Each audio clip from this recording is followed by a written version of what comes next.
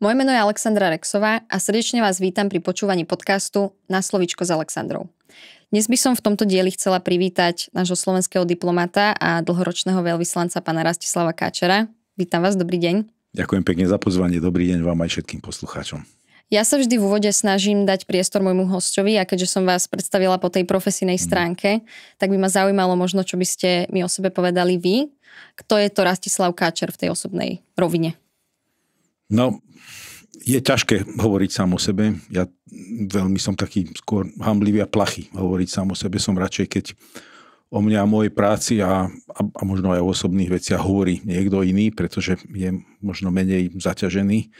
My sa môžeme vnímať inak, ako nás vnímajú iní ľudia. V prvom rade možno by som povedal, že pochádzam zo stredozápadného Slovenska. Vyrastol som prvé 8 rokov v Žarnovici, potom zvyšok gymnázium, základnú školu v Nitre.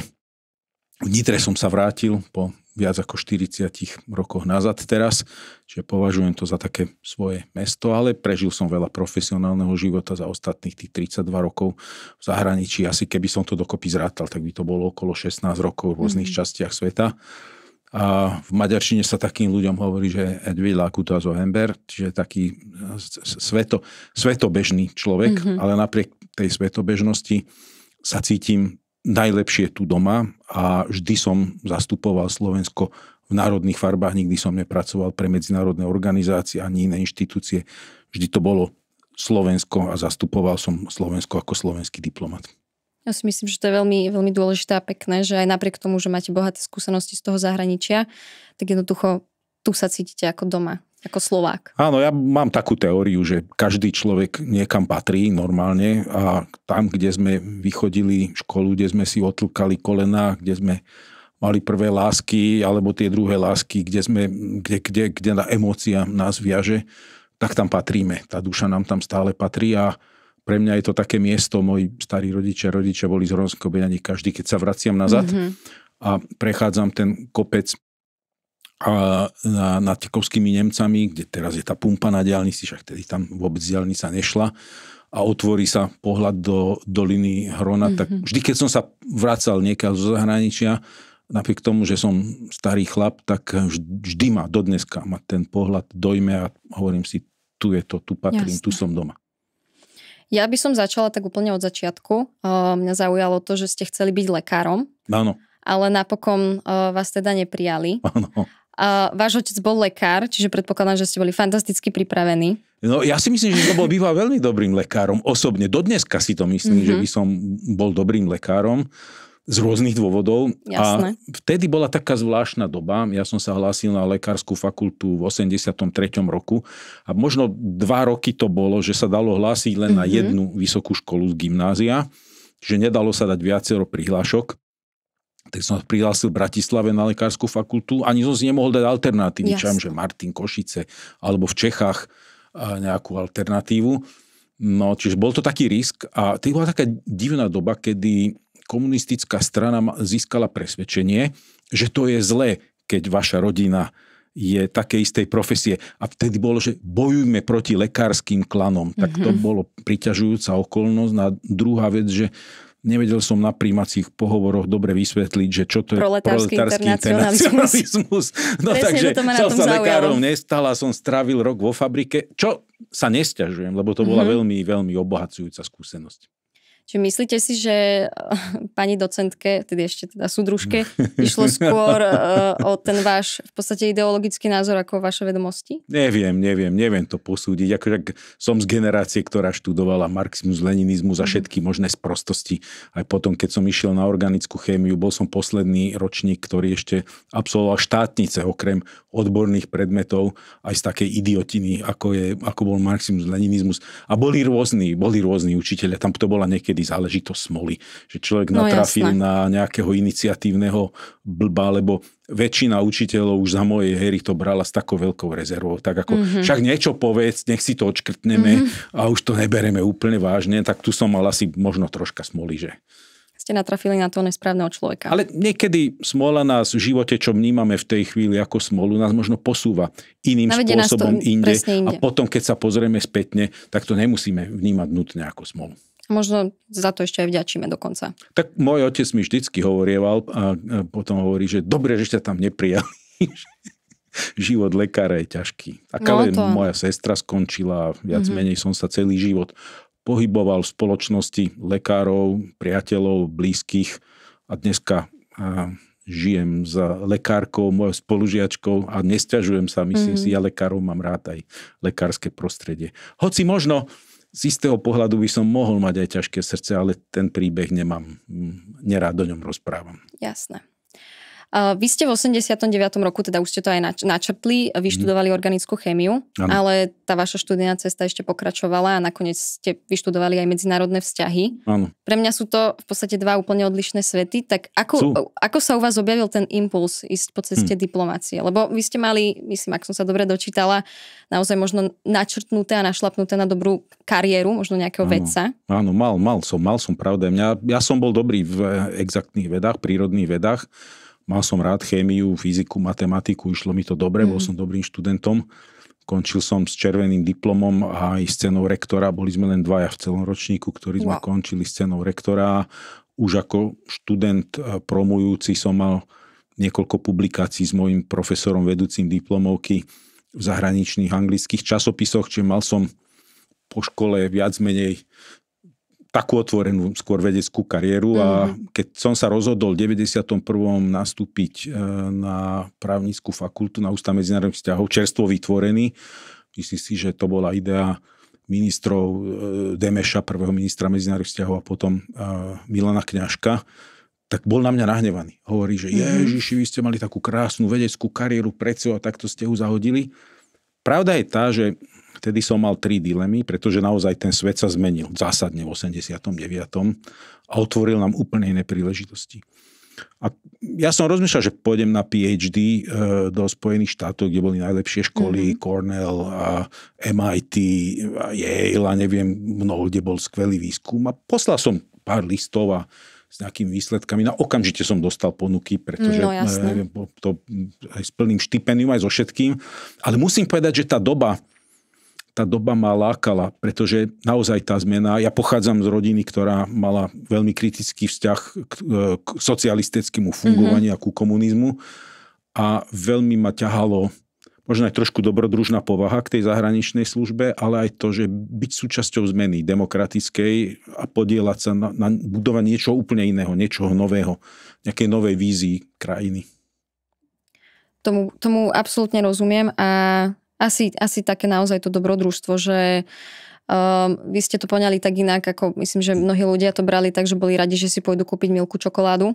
No nie, u mňa to bola najhoršia voľba, lebo 3 voľby som vtedy mal. Bolo to štipendium v Spojených štátoch, kde naozaj kryli všetko a ešte dali aj vreckové, čo nebolo zlé na tú dobu. A druhá ponuka bola, otvárali sa západnej firmy, tu otvárali zastúpenia, keďže som sa ako študent naučil po anglicky. Paradoxne práve preto, že som študoval exaktné vedy, tak tam tá všetká odborná literatúra bola v angličtine. A vyhral som aj štipendium, pretože som bol dobrý študent v Holandsku. Takže vedel som celkom slušne po anglicky v tom 89. A keď prichádzali západné firmy, tak tu nebolo veľa ľudí, ktorí mali také skúsenosti. A mal som ponuku od firmy Merck do otvárajúceho sa zastúpenia. To boli strašné peniaze, čo oni vtedy ponúkali. Ja som zarábal 2200 korún vo výskumnom ústave a tedy prišli s ponukou, že oficiálne zaplatia 35 000 služobné auto a ešte mi 20 000 budú doplácať ako nezdanený bonus. A to boli strašné peniaze, to ja som si nevedel ani predstaviť, čo to bolo. No a ja som si z tých 3 možností vybral asi tú najhlúpejšiu, lebo prvý rok som študoval na právnickej fakulte zadarmo. Živila ma moja tedy manželka a rodičia a žil som z úspor a veľmi, veľmi skromne. Koľkokrát na konci mesiaca s mojím spolužiakom, kamarátom Ivanom Korčokom sme chodili a hľadali sme fľašky a pozbierali a zaniesli, aby nám vyšlo na chleba. Alebo na autobus domov do Nitry. Takže bol to taký, vždy som sa smial, že vybrali sme si najťažšiu možnosť. Asi tú najblbšiu možnosť vtedy. Ale neľutujem to spätne, keď sa pozriem. Hoci keď sa pozerám na dnešný vývoj, človek by si mohol klasť otázniky, ale však k tomu sa možno dostať ešte inde, ale som spokojný s tou voľbou v konečnom dôsledku, áno. Vy ste v 90. rokoch, neviem, či to bolo presne, tuším 94-98, vy ste sa stali prvým tajomníkom misie Slovenskej republiky pri vstupe do NATO. Ako vnímate možno také tie dnešné názory ľudí, ktorí by chceli z týchto organizácií, ako je NATO alebo Európska únia, vystúpiť? Že čím si to vysvetľujete? Prečo sa na to ľudia takto pozerajú? Je to zvláštne, lebo pre moju generáciu a pre ľudí asi, ktorí prešli podobným osudom ako ja, je to dosť ťažko pochopiteľné. Pretože veľmi dobre si pamätám, ako vysokoškolský študent v 80. rokoch sme chodievali randiť k Dunaju alebo k Morave, k Devínu. Pamätám si dobre tie ostnaté múry, veže s gulometčikmi a psov na hraniciach. Pamätám si vôbec, keď som cestoval do Holandska, keď som vyhral to štipendium, to bolo hrozné. Mne trvalo 3 mesiace, kým som vôbec získal 11 razítok, ktoré mi umožnili vycestovať preč. A cestoval som vlakom s 20 markami, ktoré som na čierno niekde od Vexláka kúpil. A to ma ešte v Dečíne vyhodili zo stanice, kontrolovali a nechali ma potom napokon Mávoliensk policajtov, že tak teda choďak, že či sa vrátiš alebo nevrátiš. Pre mňa tá predstava toho socializmu bola taký šialený systém a tak nepochopiteľný a vôbec nešlo len o nejaké ekonomické výhody, že na tom západe bolo viacej tovaru, bol bohatší život a ja neviem čo. Ale naozaj tá nezmyselnosť toho režimu pre mňa bola tak šialená, že som považoval za úplne samozrejme, že hlavnou našou generačnou výzvou mojej generácie je umožniť Slovensku, aby sa vrátilo medzi prosperujúce demokratické krajiny, za ktorými sa potiahneme lepšie. Prirovnal by som to k tomu, ako keď pochádza niekto z chudobnej vidieckej rodiny, ale má rozum a chce sa lepšie vzdelať, chce sa potiahnuť za lepším svetom, má inšpirácie k vyšším metám, tak pre mňa tieto vyššie mety jednoznačne pre Slovensko boli byť súčasťou Západu, kde v konečnom dôsledku sme súčasťou toho aj boli. Nebyť 48. a nebyť sovietskej okupácie. Takže pre mňa je dnes ako ťažko pochopiteľné, že niekto si neuvedomuje, že to, že sa nám podarilo, že to poprvé to nebolo jednoduché, po druhé to vôbec nebolo garantované, stálo nás to kopec roboty a námahy. A namiesto toho, aby sme si vážili, že teraz sme súčasť sveta, ktorý nám otvára dvere aj pre lepšiu ekonomickú spoluprácu, študovanie, cestovanie, prácu v zahraničí, že náš pas nám dáva 5. najsilnejší pas na svete. Môžeme cestovať kdekoľvek chceme, bez akýchkoľvek problémov. Čo moja generácia, to pre nás bolo nepredstaviteľné, keď som bol vo vašom veku. To bolo sci-fi jednoducho a nechápem, ako niekto môže mať nejaký sentiment, že ja neviem, Rusko je naším vzorom, alebo Európa je problém. Tak pre mňa je to dosť nepochopiteľné, priznám sa. Ťažko to viem vôbec, racionálne to ťažko chápem. A ťažko to vysvetliť, že prečo vznikajú vôbec takéto nejaké myšlienky, pre mňa, teda to tak vnímam. A hlavne u mladej generácie však, vy mi povedzte, viete, keby ešte, že ja neviem, ja budem tento rok mať 60 rokov, čiže som generácia 80, mal som 25. Ja si to pamätám ešte veľmi dobre. Kebyže, ja neviem, 70 plus ročných nostalgikov, ktorí vtedy urobili nejakú kariéru, alebo ja neviem jasné. Čo. To viem si predstaviť, viem sa rozprávať, viem argumentovať a diskutovať. Ale keď vidím mladých ľudí, 20-tníkov, ktorí sú hodnotovo úplne popletení, tak to je dosť, musím povedať. Asi zlyháva náš vzdelávací systém v tomto. Asi určite. Ja si to osobne tiež myslím a to je podľa mňa, teda ja to tak vnímam, že mňa to osobne celkom aj desí, tým, že už to takto vníma aj tá mladá generácia.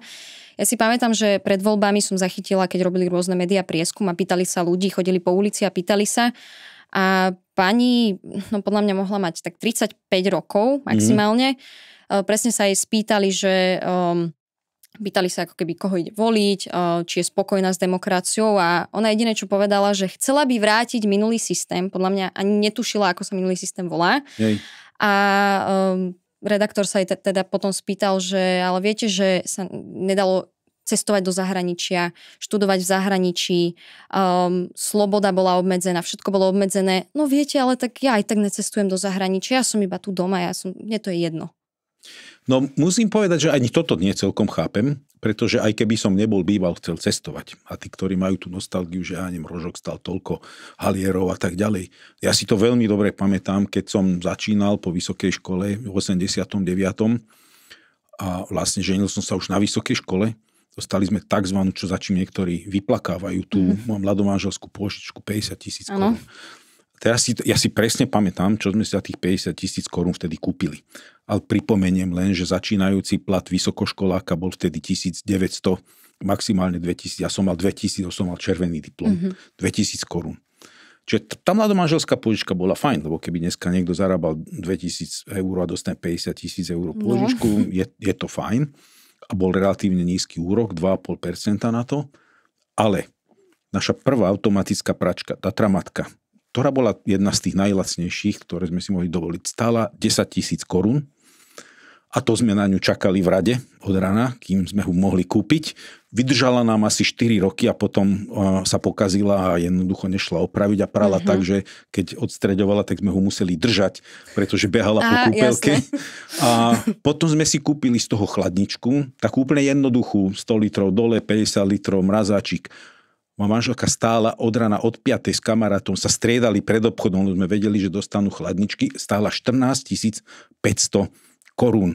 Čiže sme minuli de facto viac ako polovicu mladomanželskej a za zvyšok sme si kúpili, tuším, nejakú spálňu alebo niečo. Yes. A bolo vymalované. A splácali sme to, ja neviem, však to boli šialené časy. Boli sme chudobní ako kostolné myši. Všetci sme boli chudobní. Ja vo fabrike, keď som bol, tak zvárač zarábal viac, ako zarábal môj otec, vedúci lekár zubného oddelenia na poliklinike, alebo moja mama, ktorá bola riaditeľkou školy. Čiže ako všetci sme boli s prepáčením v jednom srabe, tak ja naozaj nechápem ten čiste z ekonomického pohľadu to nechápem, ak by som aj zabudol na všetky slobody. Lebo a tu navyše jedna vec je, povedzte mi vy, aká je hodnota slobody? Dá sa sloboda nahradiť šrotom a ovsom, alebo akú hodnotu má sloboda jednoducho. Čiže aj sme boli neslobodní, aj sme boli chudobní a za týmto máme mať aký sentiment. A napriek tomu ho ľudia majú. Čiže vrátim sa ešte raz k tomu, na čo ste aj vy prikyvovali, čo nám zlyháva za ostatných 30 rokov, šialene nám to zlyháva, je vzdelanie. Je to tak, ja to sama vnímam a ja neviem, mne teraz tak napadá, že či to nemôže byť tým, že všetci boli v jednom srabe, tak ja mám pocit, že Slováci sú ľudia, ktorí, alebo máme v krvi takú tú závisť. Áno. Či to nemôže byť aj tým, že vtedy mali všetci rovnako a nikto nemal viac, nikto nemal menej? Niečo na tom je, čo vravíte. Myslím si, že na Slovensku, ako sa hovorí, že Slovák aj rakovinu závidí.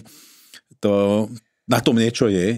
Skutočne aj tie príslovia naše, že keď mne zdochla koza, tak tebe nech zdochnú dve. Áno. Človek sa vie viacej tešiť z toho, že sa... Ja poviem, z neúspechu. Ja som zvykol hovoriť, že aký je rozdiel medzi Američanom a Slovákom.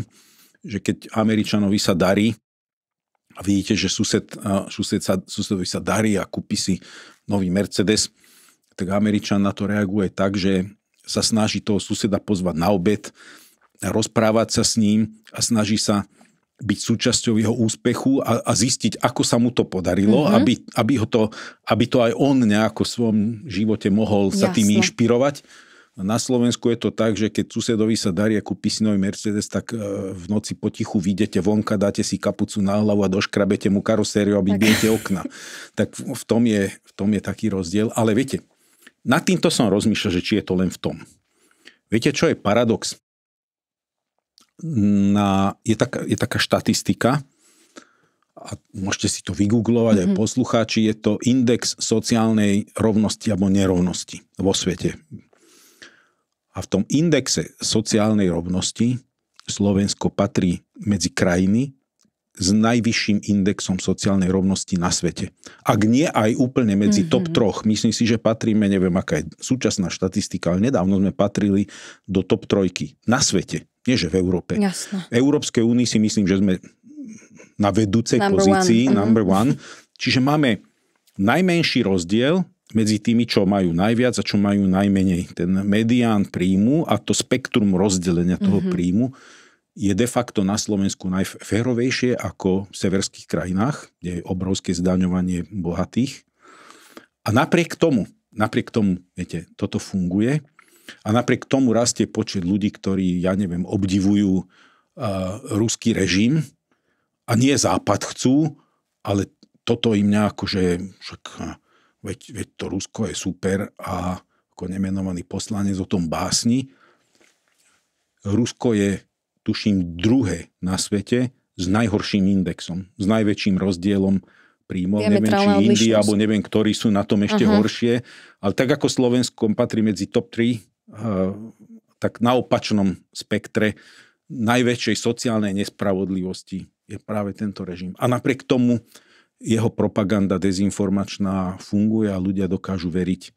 Proste neveria rozumu, ale veria nejakému pocitu, ktorý do veľkej miery je falošný, zavádzajúci, je chybný, je zlý.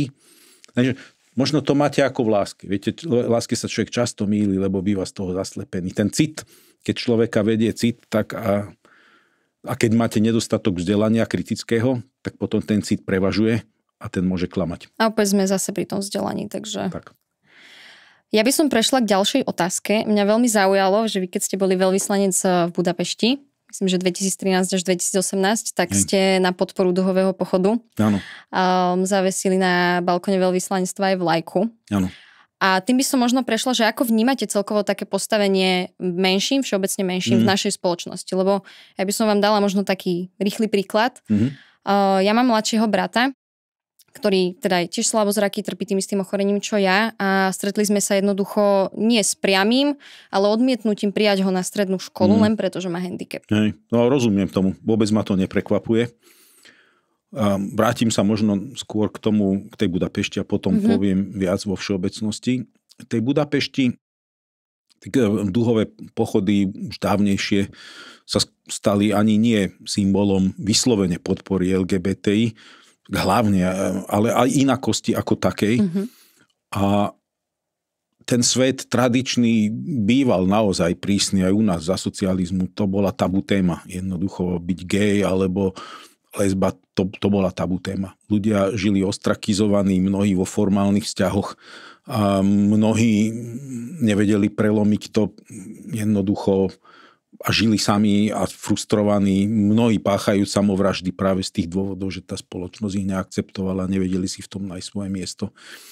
No a v diplomatickom svete, hlavne v tých krajinách, kde ešte to uznanie rovnoprávnosti alebo rovnocenného postavenia gejov, LGBT, to nazvime, nemusím celou skratkou, zložitou, ktorú si ja neviem úplne presne zapamätať, tak bola tradícia, aby diplomatická komunita podporila.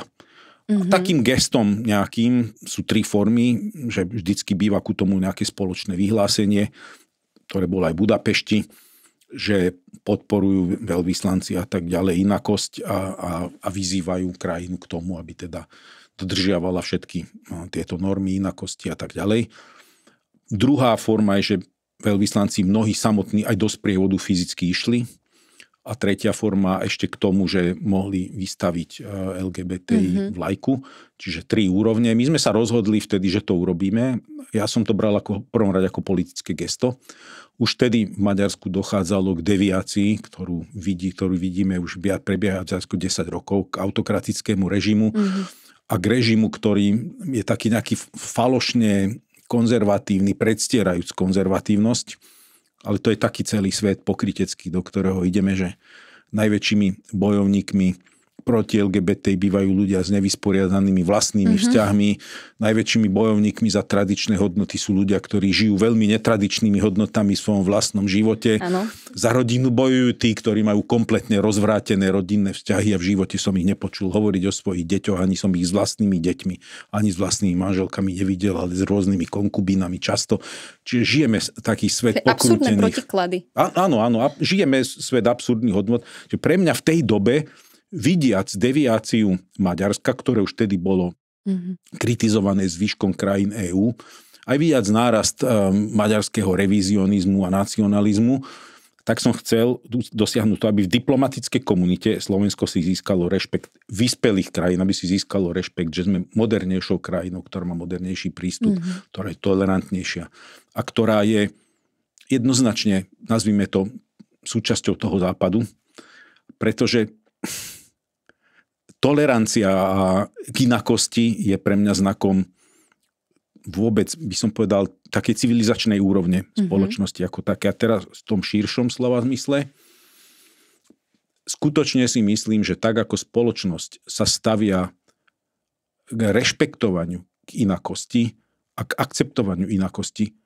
a nenávidím, keď niekto povie, že k tolerancii inakosti, lebo inakosť nemá čo byť tolerovaná. To, že som gej, alebo lesba, alebo že som nejakým spôsobom handicapovaný a tých spôsobov, akými človek môže byť handicapovaný v spoločnosti, je obrovská škála. Obrovská. Tak jednoducho to nemá čo byť, že to teda nejako tolerujem. Prekúsneme to. Áno, nejako teda, no tak teda dobre, tak nevidíš, čo sa mi tu šmatleš pod nohy. Alebo to jednoducho to má byť normálnou, prirodzenou súčasťou. U mňa veľký posun, a už som o tom verejne hovoril, nastal vtedy, keď môj syn presne vo vašom veku, 19 rokov, po ročníku na vysokej škole tragicky prišiel o zrak a zostal ťažko postihnutý, nezostal mu ani len zvyškový zrak, nemá ani svetlocit, proste nevie rozoznať, či je deň alebo noc. A trvalo 3 roky, kým vôbec z toho stavu, že takmer zomrel a bol kompletne na šrot, a kým sa vypracoval nazad, aby sa mohol vrátiť na univerzitu.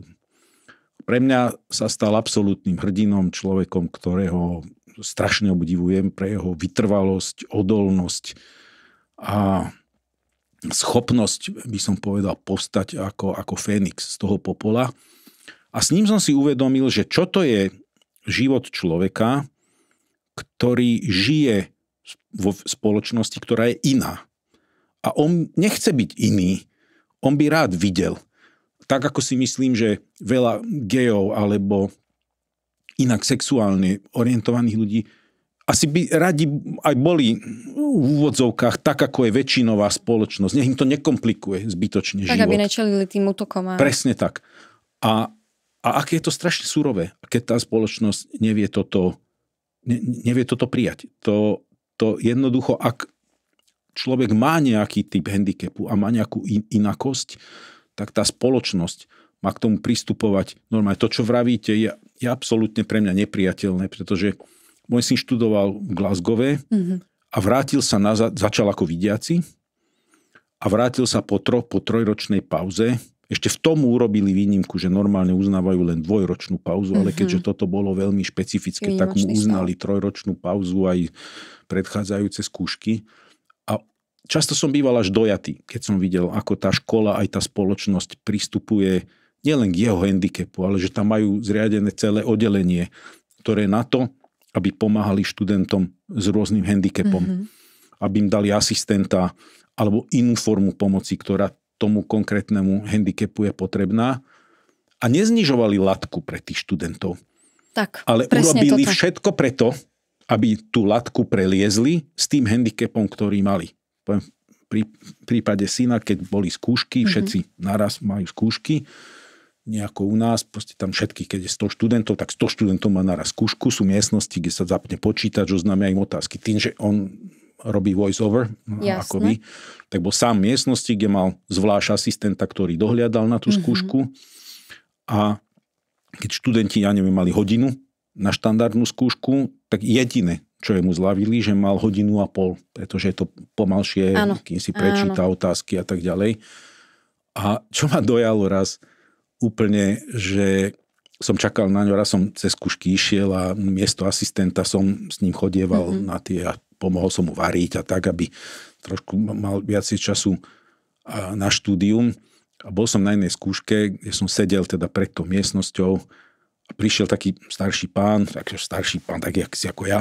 A vošiel do miestnosti a stále takto za ním, cez plece potichučky vošiel, aby ho nepočul.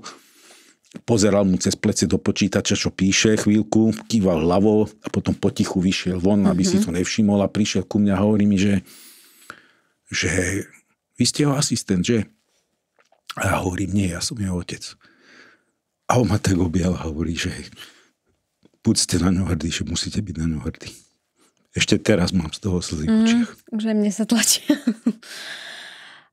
Ja by som k tomu dodala, že ja mám napríklad väčšinou pocit ten, že práve, ja to tiež tak nerada nazývam, ale ľudia, ktorí sú istým spôsobom trošku odlišní, tak dávajú strašne veľa hodnôt a možno taký ako keby aj takú tú ručičku na tom kompase, že vedia smerovať aj tých zdravých ľudí, ktorí sú možno lenivší. Absolútne. A podporujú ich v tom, aby tiež... Ja to vidím napríklad pri mojom bratovi, že on fakt akože tiež prichádza o ten zrak, je to horšie a horšie, ale motivuje svojich spolužiakov k tomu, aby išli športovať a nesedeli za počítačom.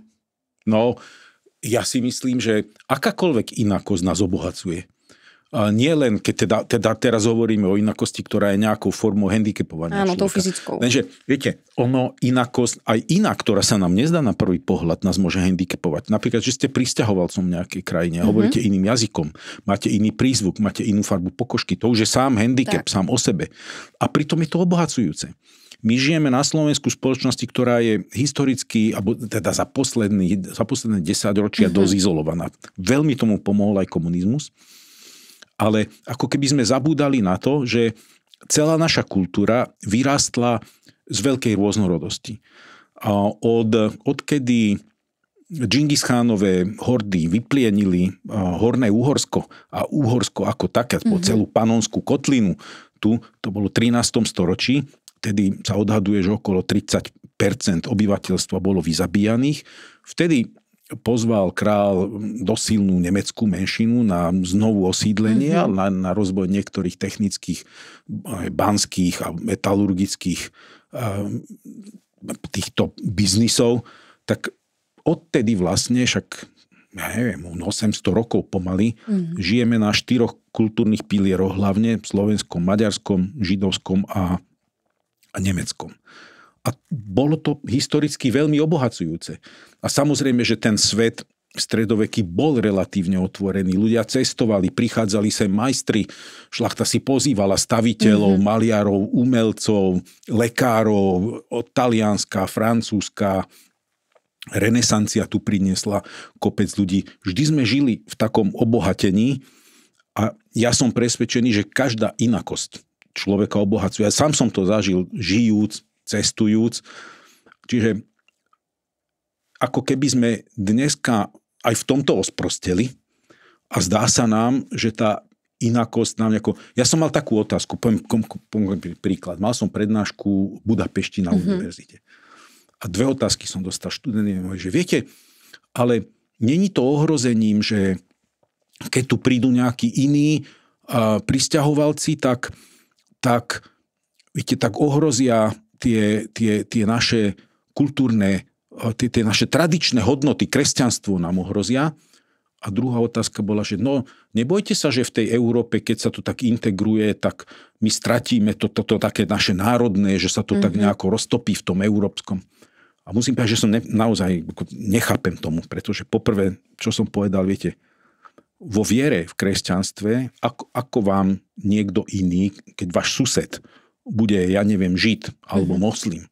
Ako vám to uberá z vašej viery, keď konečne po komunizme môžeme slobodne vyznávať svoju vieru, akýmkoľvek spôsobom nechceme. Ak si myslíte, že niekto oslabí vašu vieru, no tak hľadajte problém v sebe a nie v niekom inom, lebo asi ho nemáte dostatočne pevnú.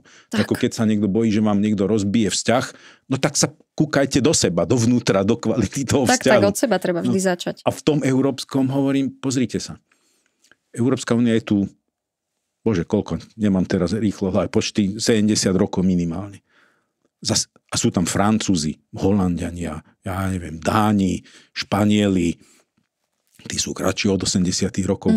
A zdá sa vám, Rakúšáci, zdá sa vám, že dnes po 70 rokoch si Rakúšania menej Rakúšania, alebo Nemci sú menej Nemci, alebo Francúzi nejako utrpeli svojimi tradíciami, alebo Španielsku je iná korida, alebo ja neviem, viete. Čiže niekedy tieto obavy z inakosti sú tak strašne iracionálne a znova sme pri tom, kde sme boli predtým. Vzdelanie, cestovanosť A to vzdelanie nemôže byť len mechanické. U nás školy často sa sústreďujú na mechanické vzdelanie, ale neučia nás k empatii, neučia nás k hodnotám. Je v tom čistá mechanika. Ja mám pocit, že teda aspoň ja sa snažím taká byť hodnotová a zásadová a myslím si, že práve toto mi dali rodičia. Že ani nie je práve tá škola, ale jednoducho mám to štiepené od tých rodičov. Rodina podľa mňa je kľúč, jednoznačne je veľmi dôležitá. Potom k tomu, aj akých priateľov máte v kľúčovom formujúcom sa veku, s kým prijete do kontaktu. A samozrejme v tomto tiež rodičia vedia pomôcť. A ja som presvedčený aj z istej strany, že aké knihy čítate, k čomu ste exponovaní, že čím ten hodnotový svet sa, rodina je jednoznačne kľúčová, to je to jadro, a okolo toho jadra sa potom nabaluje množstvo vplyvov, ktoré formujú človeka. Vy ste to aj tak načrtli, ja som rovno to spojím s touto otázkou, čo sa týka štúdia vášho syna, že možno keby ste mali porovnať taký tá pomoc tým handicapovaným, lebo tiež som mala takú skúsenosť s úradmi sociálnych vecí a strašne sa na všetko dlho čaká, navyše mne tento počítač kúpili rodičia. My sme žiadali počítač ako kompenzačnú pomôcku s hlasovým výstupom. Áno. Čo bolo naozaj veľmi nákladné a kúpiť to ešte aj pre mňa a pre môjho brata, to by bolo dokopy, mne sa zdá, že možno nejakých 5 000. To je naozaj veľmi veľa. A mne po 4 rokoch prišlo odvolanie s tým, že nie som hluchá, tak nepotrebujem hlasový výstup. A ešte tam bolo dodané, že tým, že viem gestikulovať, tak to nepotrebujem. Ale je to násmiech. Je to absurdné, tak by som povedal. A s takýmito absurdnostami sa ja na Slovensku stretávam pravidelne. A som strašne rád, že syn študoval v zahraničí, kde získal štipendium, bol veľmi dobrý študent, múdry chalan. A keď teda stratil ten zrak, no tak jedna z vecí bola v rámci tej podpory, okrem toho, že na tú dobu štúdia, teda nie na súkromný čas, ale na ten študijný čas, dostával zadarmo asistenta, ktorý mu pomáhal ho viesť do školy. Do školy sa musel dopraviť sám, ale na tom kampuse už potom mal asistenciu zadarmo. No a napríklad taký počítač presne dostal zadarmo. Poskytla to škola. To tam čakalo. A jednoducho, a myslím si, že dostal aj 2 počas štúdia, že ako sa to updateovalo, alebo ten počítač má nejakú životnosť, tak mu to automaticky vymienali. V tomto zasa viem, že škola veľmi kreatívne pracovala so sponzormi, že ja neviem, IT firmy v tomto nejako fungovali a tak ďalej. Viete, ale nad tým musí niekto rozmýšľať. To musí niekto organizovať. Ale v tomto vo všeobecnosti na Slovensku možno teraz sa to postupne mení, ale predtým bola oveľa menšia ochota aj dobrovoľníčiť tam okolo školy, ktorí pomáhajú, tak to je kopec dobrovoľníkov, ktorí to robia zadarmo. Nie za to, že im to niekto platí, ale že im to dáva zmysel v živote, že niekomu pomáhajú. Kopec ľudí finančne podporuje. Len pre dobročinnosť. My ako keby sme, pritom sa hlásime k tradičným hodnotám. Myslíme si, že ten západ je pokazený a že tie kresťanské hodnoty tam upadajú. Ja naopak, práve tam som často videl ľudí sa správať v duchu týchto kresťanských hodnôt. Proste, ako sa hovorí, to zanedbávanie dobrého, lebo hriechom je nielen zlé mysleť, zlé hovoriť a zlé konať, ale aj zanedbávať dobro. A u nás ako keby to zanedbávanie dobra sme na to zabúdali. To je jednoducho, tak to je. Tak. Lebo ja napríklad aj vnímam, že v podstate na Slovensku tie firmy, ktoré poskytujú tieto kompenzačné pomôcky, tak sú takým istým monopolom. Čo oni si potom aj určujú tie ceny, ale úrad si potom určí zase inú cenu, čo vám preplatia. Čiže dajme tomu kompenzačná pomôcka stojí 5 000 a oni vám povedia, že vám preplatia 500 eur. Nie, to je absurdné. To je absurdné, ale toto je len jedna z oblastí, ktorú ste vybrali, ktorá nefunguje. Obávam sa, že pomaly, keby sme išli v tomto takmer po každej takejto službe občanom, tak asi by sme našli viacej sťažností ako pochval. Určite. Na Slovensko. Ale znovu vrátim sa k akejsi... Ja tu často mám pocit takej surovosti, takej necitlivosti, takomu nedostatku empatie. Preto som povedal príklad toho profesora, ktorý si dal tú námahu, že z tých, ja neviem koľko mal, 350 študentov, za týmto jedným, ktorý to potreboval. Prišiel sa pozrieť a vyšiel von a povie, buďte na ňo hrdí, dobre sa mu darí, pozeral som cez plece, dobre urobiť tú skúšku. Tá elementárna empatia človeka, ktorý sa zaujíma o ten osud druhého, že to není pre neho len nejaká položka, ktorú odškrknem a vybavím takýmto spôsobom. To mi tu často chýba. Ja mám teraz na vás takú možno trošku špecifickejšiu otázku, že by ste mi dali radu. A ja som teda reprezentantka Slovenskej republiky, reprezentujem našu krajinu ako celok. Áno, viem o tom, veľmi si to vážim, sledujem vás dlho a teším sa, že sme tu spolu. A vystupujem teda pod vlajkou Slovenskej republiky, keď niekedy vyhrám, tak hraje teda aj slovenská hymna. A stretávam sa s tým, že ja ako športovec by som mala byť apolitická. Ja by som dodala k tomuto, že ja sa v prvom rade považujem za človeka, za občana a v druhom rade som športovec. A keď sa napríklad pozrieme z historického hľadiska na Emila Zátopka, ktorý je pre mňa taká rozporúplná osobnosť, z toho dôvodu, že áno, bol fantastický bežec, mal vynikajúce výsledky, ale potom sa podpísal pod komunistické procesy v 50. rokoch, ktoré boli vedené aj proti Milade Horákovej, ktorá je môj obrovský vzor. A veľmi nerada by som bola možno v budúcnosti takou osobou, ktorá bola možno skvelou športovkyňou, ale s nalomeným charakterom. No, tak však nechce aj to bol nejaký prehnaný kompliment. Ja si vás všímam ako športovkyňu s handicapom. Viem, aké to je ťažké, pretože žijem blízko človeka, u ktorého to vidím každý deň a prežívam to. Že si to vážim, ale čo si vážim špecifický navrh na to je, že keď vás poznám osobne, je to, že ste človek pevných vnútorných hodnôt, že aj v tom športe si pamätám, keď ste sa snažili kritizovať alebo naprávať neférové konania a nie u každého športovca to vidíme, ale ja by som to takto nejako nezužoval do športu. To je hodnota, ktorú človek v sebe má, alebo ho nemá. A nemusí ho mať úplne silnú, ale aspoň sa ho snažiť vypestovať. A že všetko v živote sa dá zmeniť. A pretavuje to vo viacerých smeroch. Tak, presne tak. A u vás jednoznačne vidím aj občiansky záujem, aj hľadanie dobra, aj hľadanie spravodlivosti, aj hľadanie toho lepšieho. Toto je strašne dôležitá vlastnosť a ja sa ho snažím podporovať u každého jedného občana v každom ohľade alebo v každej dimenzii, v ktorej robí. A prvé hovoriť, buď aktívny občan. Sleduj, v akom prostredí žiješ. Snaž sa v tom prostredí byť aktívny. Snaž sa hľadať lepšie vzory a nie utápať v tom, že v nejakých nostalgiách, že niečo bolo lepšie a ja neviem, aké to bolo. A to jednoducho nás nikam nevedie. Pozri sa, kde to funguje lepšie a pozri sa na to, čo môžeš preto urobiť, aby náš život tu bol lepší, kvalitnejší, emočne, ekonomicky, akýmkoľvek smerom. A vy tú vlastnosť máte. A teraz špecificky k športu a politike. Často to počujeme, že hlavne keď sa blížia voľby, tak keď nejaký športovec niekoho podporí, tak zrazu je z toho Ježiši. Zaujímavé je, že najviac o tom jojkajú a vyplakávajú nad tým politici, ktorým veľmi na demokracii nezáleží. Keď náhodou sa niekto vysloví za demokraciu zo športov, tak všetci to autokraticky sa autokratickou ambíciou sa zrazu vyroja a povedia, toto do šport nepatrí. Šport a politika sú veľmi úzko previazané, odkedy šport existuje ako šport.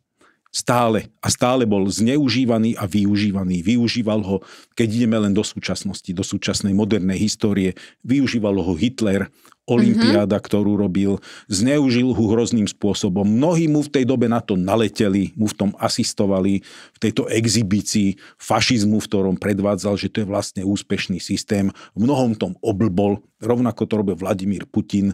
Dodneska dokáže oblbovať mnohých jednoducho. Viete, v tomto svete športovci sú takí ako ktokoľvek iný. Niektorí majú viac charakteru, niektorí majú menej charakteru, niektorí za peniaze si nechajú koleno prevrtať a oko vyklať a niektorí sú morálne pevní a konzistentní. Niektorí do politiky kafru podporou, pretože potom majú šancu získať nejaké fondy, nejakú podporu a tak ďalej. Ja nechcem povedať, že politika alebo šport do politiky a politika do športu patrí, ale každý športovec má právo tak, ako ktorýkoľvek iný občan, prejaviť aj svoj občiansky názor a prejaviť aj svoj politický názor. Nevidím na tom absolútne nič nekorektné. Nekorektné je to vtedy, keď za tým vidím peniaze, keď za tým vidím výhody, keď za tým vidím vypočítavosť. Jednoducho. To vidím ako nekorektné, ale to sa viaže aj na umelcov, to sa viaže na každú ľudskú profesiu jednoznačne. Aj lekárov, aj v konečnom dôsledku na kohokoľvek, kto je profesne nejako činný. Tak presne to tak aj vnímam, že či už herci, speváci, taktiež sú to ľudia, ktorí patria pod ministerstvom, takisto ako ja. A zároveň si hovorím, že ja si pamätám, že ja som napríklad aj tak nastavená, že keď som doma, keď môžem a dá sa mi, tak idem aj na námestie sa postaviť, lebo to proste berem zodpovedne a staviam sa k tomu tak, že môžem ísť, idem sa tam postaviť, vyjadriť svoj názor a možno tou svojou prítomnosťou prispieť k nejakej zmene, ktorá verím, že jedného dňa nastane. No, viete, len to je jednu vec teraz povedať, lebo vy ste použili zaujímavé spojenie, že patrím pod ministerstvo. Toto je súčasť našej mizérie a nášho problému. A v tomto sme sa nie úplne transformovali z komunistických čias. Pretože v normálne fungujúcej, silnej, demokratickej, ekonomicky silnej krajine nejakí športovci nepatria pod nejaké ministerstvo. Väčšina vyspelých krajín športovci kašľú na to, ani nemajú ministerstvo športu a nich to nezaujíma jednoducho. Tak ako umelci kašľú na to, či majú nejaké ministerstvo kultúry. Pretože hádam 90% zdrojov alebo viac ide z inokadiaľ. Jednoducho je to korporát, sú to donory, sú to mecenáši umenia, mecenáši športu, korporátna podpora firiem, ktoré sa v tejto oblasti angažujú a tak ďalej. Tým pádom má politika aj menší dopad a dáva to tým ľuďom väčšiu nezávislosť, aby sa v tomto hýbali. Jasne. Nikto vás nemôže vydierať. Viete, nemôže vás vydierať za to, že vy ste vyjadrili takú podporu alebo ste urobili hento, lebo vám škrknú fondy, pretože ten podiel tých štátnych peňazí je v tomto segmente vo svete oveľa menší. A to nevravím o takom prípade ako Spojené štáty, tam je skoro nulový. Ale aj v týchto západných krajinách je oveľa menší. Čiže tu by sme sa potrebovali posunúť k tomu, aby nám tu vyrástla silná generácia korporátnych vlastníkov, silná generácia bohatých ľudí, ktorí to, čo zarobili v tejto krajine, do tej krajiny vracajú. Aj tým, že podporujú školstvo, že podporujú umenie, že podporujú športovcov. A nie, aby tu sme sa dohadovali, že tam príde voľaký tlk, kvôli ktorému vytvoríme ministerstvo a bude to on bude teraz pánom nebies a vôd a rozhodovať o tom, komu dám a komu nedám a ty budeš poslúchať a dostaneš a ty nebudeš a nedostaneš. To je absurdné. Mne sa to tiež v úvodzovkách páči. Ja mám tiež ako športovec financie zo štátu, teda konkrétne z ministerstva, podporu na svoju prípravu a mne sa páči, ako veľa ľudí mi dosť často hovorí, že nemala by si sa asi moc vyjadrovať na tom Facebooku a čo keď ti to škrtnú a čo? A ja sa na to pozerám tak, že ale ja mám nejaké hodnoty a to je moje prvoradé. A ja mám právo, mám slobodu sa vyjadrovať. A prečo by som teraz mala byť ticho len kvôli tomu? Prečo by ma tie financie mali tak ako keby držať za vlások, že ja som teraz, akože oni mi dajú financie na podporu a ja v odzvukách budem skákať tak, ako oni budú pískať. Všetky diktatúry takto fungujú centralizovaným štátom a preto hovorím, že jedno z hlavných črt demokratických krajín je, že fungujú iným modelom, ako som povedal. A v tomto my za 30 rokov sme urobili veľmi málo. Prešli sme malú cestu. Jednoducho vytvárame systém, kde ľudia sú príliš závislí na štáte ako na nejakom mecenášovi. Namiesto toho, aby ten štát bol vnímaný úplne inak, ako niečo, čo poskytuje človeku službu a nie niečo, čo ho vydiera a drží na obojku. A v tomto sme mohli urobiť a mali urobiť viac a je to jedna z kľúčových vecí ďalšej, zmeny v tejto krajine, aby sme sa posunuli k tomu, že štát poprvé má byť profesionálny a má správať profesionálne. Nie, že sa vymenia voľby a teraz od okresných úradov až po ministerstva vyhádžu všetkých ľudí, lebo to v slušnom svete sa nikde nedeje. To je prvá vec, že je to postavené na profesionalite tých inštitúcií, ktoré tam sú. To je prvoradé kritérium. A druhá vec, aby štát nemal neobmedzené právomoci. To znamená, aby necentralizoval všetko financovanie, aby mal vysokú decentralizáciu a aby iné zdroje hrali oveľa väčšiu úlohu, hlavne v takých veciach, ako je šport a umenie. Aby potom štát nemohol byť ten, kto vydiera, alebo politika, ktorá vydiera tých ľudí. Ja by som sa vás v závere spýtala takú, a myslím si, že bežnú otázku, možno určite ste sa s ňou stretli. čo by ste odkázali mladej generácii, ako som napríklad ja? Ja som teda športovec, reprezentujem túto krajinu a priznám sa, že už to nie je s takou hrdosťou, ako to bývalo. A najmä keď sa pozriem na to, čo sa deje, že reprezentujem krajinu, v ktorej premiér si podáva ruku s vojnovým zločincom. Alebo, poviem príklad, rozprávala som sa s mojou konkurentkou z Talianska. Príklad sme sa zoznámili a jej otázka bola, že odkiaľ pochádzam, hovorím, že zo Slovenska. To je tá krajina, kde vám zabili toho novinára? No, je krajina, kde zabili novinára, je krajina, kde bol spáchaný pokus o atentát na premiéra a tak ďalej. No toto, čo vravíte, silno vo mne rezonuje. Veľakrát som zažil to, viete, sa ma pýtali, že čo je vlastne úloha diplomata. Bohužiaľ, Slovensko má komplikovanú túto novodobú našu históriu. Sme mladá krajina. Za Vladimíra Mečiara to nebolo jednoduché. A mnohokrát som zažíval situácie, kedy človek žehlí rôzne veci a vždy som to hovoril, že úlohou diplomatov bolo malovať takú ružovú Potemkinovú dedinu a natierať tú krajinu sympatickejšími farbami. No samozrejme to všetko má svoje limity a potom príde deň, kedy si poviete, toto je už taká rakovina, ktorú make-upovať nemôžeme, lebo sa klameme sami seba. Ako melanom netreba zakrývať make-upom, ale ho treba liečiť. A dneska sme bohužiaľ v takej fáze, kde všetky červené čiary boli prekonané a obávam sa, že smerujeme k tomu, aby Slovensko sa stalo znovu neslobodnou krajinou bieloruského typu a tak ďalej. A môj odkaz, aký je taký, ako som aj ja vnímal svoju mladosť a je v prvom rade sa snaží byť dobrým človekom. Človekom, ktorý má svoju chrbticu, ktorý má svoj morálny fundament a človekom, ktorému nie je ľahostajné, v akom svete žije.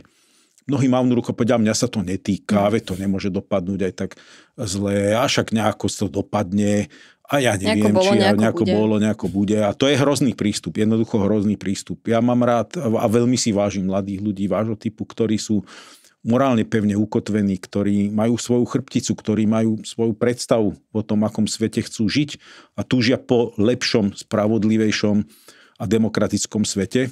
A posledná vec je, že chcem povedať, že nech si ľudia vážia svoju slobodu, ktorú majú. Pretože ak tú slobodu stratia, cesta k jej znovu získaniu býva väčšinou trnistá, bolestná a mnohokrát aj krvavá. Nech na toto nezabúdajú, že hodnota slobody je absolútna a netreba sa jej vzdávať ani v nej robiť nejaké kompromisy. Ja vám veľmi pekne ďakujem za váš čas, že ste prišli ku mne do podcastu. Veľmi veľa som sa naučila, takže to ma teší najviac. Ďakujem pekne.